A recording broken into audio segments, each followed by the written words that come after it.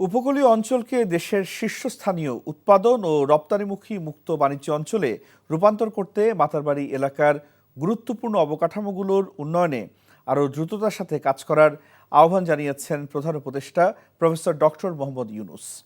সকালে রাষ্ট্রীয় অতিথি ভবন যমুনা এক উচ্চ পর্যায়ের বৈঠকে মহেশখালী মাতারবাড়ি সমন্বিত অবকাঠামো উন্নয়ন উদ্যোগের অগ্রগতি পর্যালোচনা শেষে এই নির্দেশনা দেন প্রফেসর ইউনূস।